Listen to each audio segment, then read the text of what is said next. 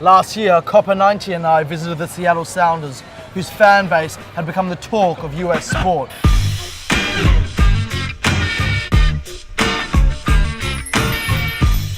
Whilst what we experienced here was truly impressive, all we kept hearing was, you've got to come back here to experience the atmosphere of our derby. On top of that, you guys commented week after week, demanding we cover the fixture, so we've listened and we're back.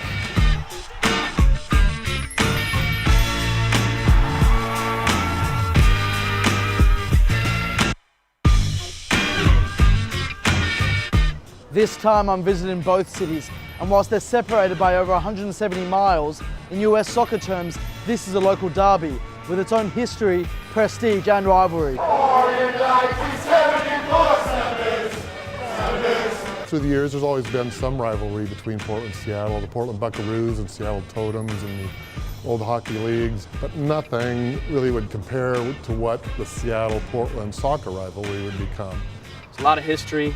There's a lot of hatred. Rivalries are rivalries, you know. It's important for the fans, for bragging rights for the year. The very first game we ever played was against Seattle, which they beat us. And then we beat them in the playoffs and sent them home. We've been doing this rivalry with Seattle since 1975. First game, about 8,000 people pouring down the rain, artificial turf. Don't forget it was the old baseball stadium, so in those days they used to just cut down the baseball mound. Our home opener for 2005 was against Portland Timbers.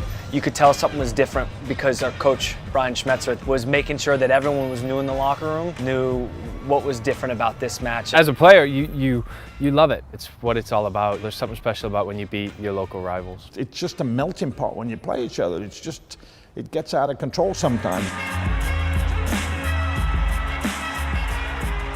If the rivalry between these two teams was ever in doubt, on this very pitch just last week, Seattle and Portland met in the US Open Cup, a game which was hardly your average fixture. I've been a part of games with, one red card, 2 red cards a couple times, never 3. It was a very intense match. We scored first, they leveled it, down a man, and then they made their subs and lost a guy to injury, so now they're down 2 men, and I think they pretty much knew the game was done. You couldn't believe what happened, actually. They call a red card on one of our players. Clint Dempsey is fed up, so he picks up the notepad and then just rips it up, throws it up in the air, man. Clint Dempsey is now banned for 2 years from the Cup. I mean, it's like our dream. How heated did it get towards the end? The referees had to be walked off by a police escort. Seeing that red come out to him, it was the most beautiful thing. And we got more than a victory. We got a Seattle meltdown, which makes it even sweeter. We often say that these games mean more than 3 points, but for Portland and Seattle, that's literally the case. The Cascadia Cup started in the USL era when the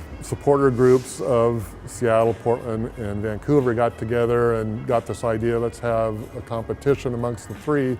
Every year we play 3 times against Seattle, 3 times against Vancouver, and Vancouver plays against Seattle 3 times. Whoever gets the most points in those 3-team series takes home the Cascadia Cup, and I got to tell you, the fans love it.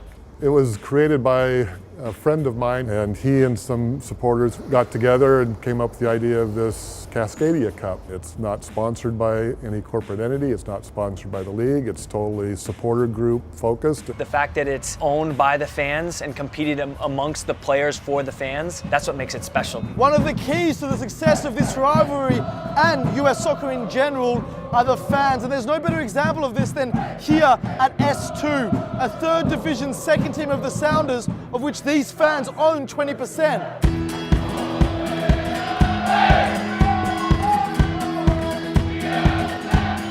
ECS is Emerald City Supporters. It's the independent supporters group for Seattle Sounders. It started 2005. There's a desire to be active, there's a desire to wave flags and to sing. There was discussions with the supporter group, Emerald City Supporters, and they set up a partnership. It's something that we're really proud of, something that's, it's brand new to America. So it's the Sounders Community Trust for S2.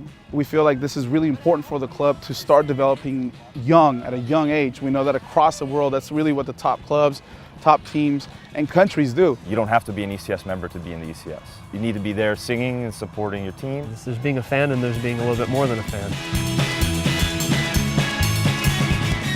When I started with the Army back when we were 20, I can't say I was the first one or the first 10, but I was the first 20. Part of what you experienced there was the camaraderie, the intensity, the passion. It's the closest thing you can come to playing the game without being on the field. We never imagined when we started this, all of us would be lying if we said we thought I'll be sitting in a clubhouse that belonged to us, that we would have 4,000 to 5,000 people standing with us every game, that we would have sold 40,000 of those Timbers Army scarves. All we wanted to do was create a place for like-minded fans. And if the support these fan bases are giving their teams wasn't enough, well, they're doing it off the pitch too, with a tifo battle culture on the terraces that's become legendary.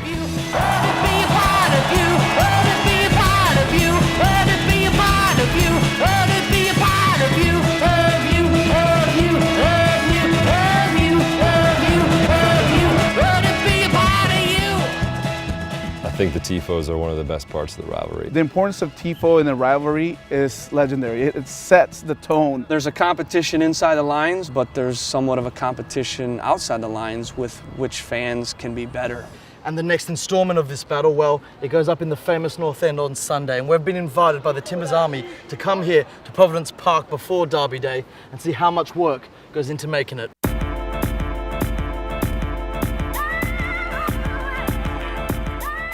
So this is about 24 hours before the game. We've got about 30 or 40 volunteers in here. We're just setting up the tifo for tomorrow's match against Seattle. We actually probably started working on this one design-wise like in February or March, and so right now it's June. Been painting and working on it for probably 3 weeks. They need a warehouse, they need a ton of paint, ton of time, ton of energy to make that happen. And then also a unique thing is I have a few in my garage, some smaller ones that they make. I've got maybe 4 or 5 of those personalized to me from the Timbers Army. Is it just like seeing your baby, graduate college? Yeah, that's a really good description. It's like you're giving birth to this idea and you're giving birth to this living piece of art, like that's gonna last for 2 minutes. For us, we can't play the game. All we can do is create the best atmosphere. For us, this is how we win the game. One of the best known tifos was Seattle's Decades of Dominance, which perhaps featured the most controversial figure in the Derby's history. I've got 2 words for you. Roger Levesque. Oh, legend. 1 word, legend. He embraced the rivalry from the beginning. Once you put him in, he's gonna give you everything he has. He's gonna run the whole time he's in there nonstop. Roger on the field is a very hard worker. Everybody knows Roger Levesque. Everybody loves Roger Levesque. He's the nicest guy. He's always been hated by the Timbers fans. So you love him, So naturally. we love it, yeah. Could you go to a bar in Portland? I don't think so. I don't think they'd let me in. I'm sure when they hear his name, they cringe, they're like, oh. I actually don't know if there's a more hated Sounder in the history of the Sounders. He became a symbol of everything we don't like about Seattle. I embrace being the guy that the Timbers love to hate. The most irritating thing that was ever done by Roger Levesque was scoring that goal, and yes, the Sounders rub it in, 48 seconds into a match down here. But scoring within a minute of an away derby wasn't enough for Levesque. So just talking with a buddy, figuring out a way that we could, if we score, really drive home that point to the Timbers Army. Between the two of them, they contrived the goal celebration where Levesque would be the tree. And had a teammate chop me down. I was in section 107, having him do that right in front of me to my left. A celebration that I think will live on in the rivalry for years to come.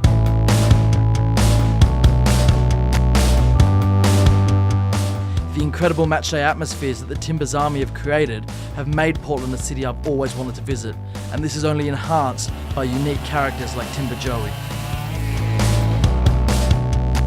When we score a goal, he slices off a piece of wood and we get to hold it up, and it's one of the special features about playing for the Portland Timbers. And it was Timber Jim, Joey's predecessor, who first came up with the idea. I think when you talk about the supporters' culture, it started with Jim. Timber Jim was organic, literally. Came from nowhere, had the idea for himself, approached the club with an outrageous idea. I called the general manager at the time and I said, I'd like to bring a chainsaw to the games. Hell no, you're not bringing a chainsaw in the stadium, are you nuts? I said, no, I'll take the chain off that cuts. It'll be totally safe. Jim used to have a spar pole, and he would climb up to the top of this pole and dance on it. It was 100 feet and it was 24 inches on the top. He's got his spikes on, he's climbed the pole, he's got this bloody great big chainsaw on his back. And he would lead us in cheers from the top of that spar pole, banging his drum, waving his flag, and we'd all join in. As a player, it was just beyond belief. And I'd stay up there until they scored a goal. Sometimes I'd be up there a couple of games. And then as soon as they scored the goal, I'd zip down the spar pole, and then I'd run over to where we had the big log up on a pedestal, and then I'd saw that off. We have a saying in the Timbers Army, right? It's about team, town, Timbers Army.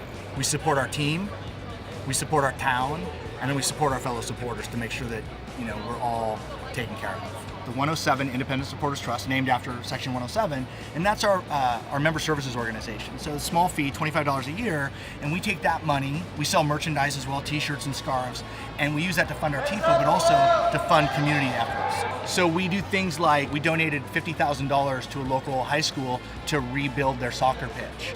The Timbers Army is all about charity. I choke up just talking about it.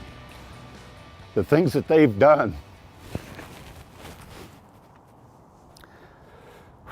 Jim lost his daughter in a car accident, and he asked the Army to sing "You Are My Sunshine" right after that, with his granddaughter in his arms who had lost her mom. So around the 80th minute, we'll sing "You Are My Sunshine." It's a moment, you know, where it's a song for her, but it's also a song to this club. Jim is in the blood and in the soul of what we do as well in the match, and he was from that very first time he struck up the chainsaw to the time when he retired. You realize what you were coming into when you came into this? It was a lot smaller than this when I came in. This was back in USL days in 2008, and it's just grown like a family should. Players that play for other clubs where they don't have this privilege. So a derby rivalry against Portland is something that you want to try to appreciate in the moment. When you walk out of that tunnel, you smell it, you feel it, you can feel the energy. It's just Cascadia again. And so it all comes down to this. 22 on the pitch and almost 22,000 off it. Battled it out for the title of Kings of Cascadia.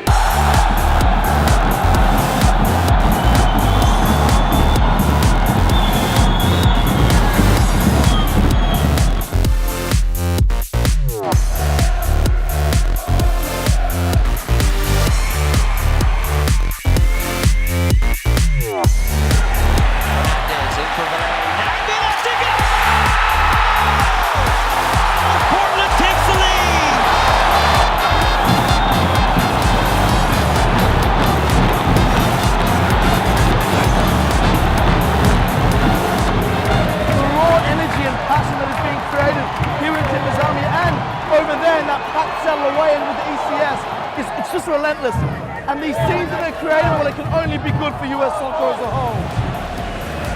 This time it's Mears with the ball in, Ronaldo won! Lamar Nagel finds a brief moment of space, and Seattle have tied it. And goals change games. They got players forward. They ended up getting another free kick in a dangerous area.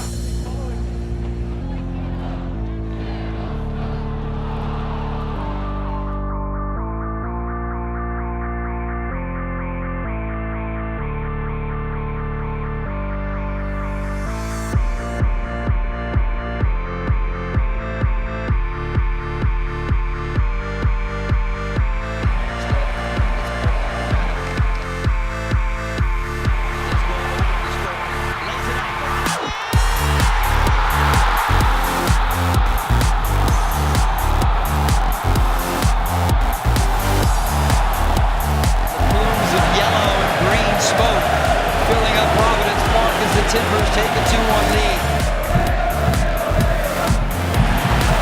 Is there more in the cards? Andy. He wants another! This is insane!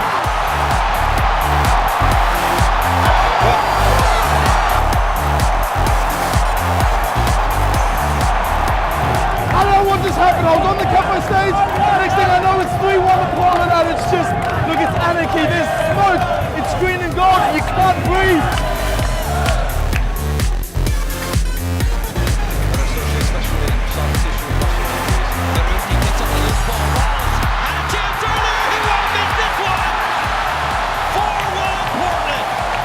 It's 4-1. The North End has been soaked in beer. The security are high-fiving people. What's going on?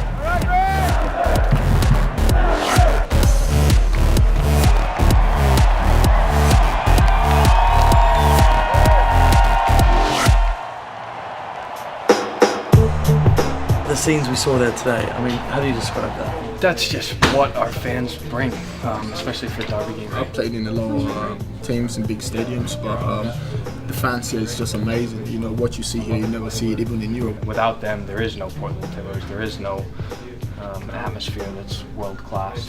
When you did that celebration, Yeah. did you know you were going to start this reaction from the media afterwards? No, it's just something when I scored my second goal, and I tried to run, but I was, oh, the chainsaw is right there. So I ran to it and picked it up and tried to do something nice with it. So he actually gives you the log? Yeah, yeah. And you take this home?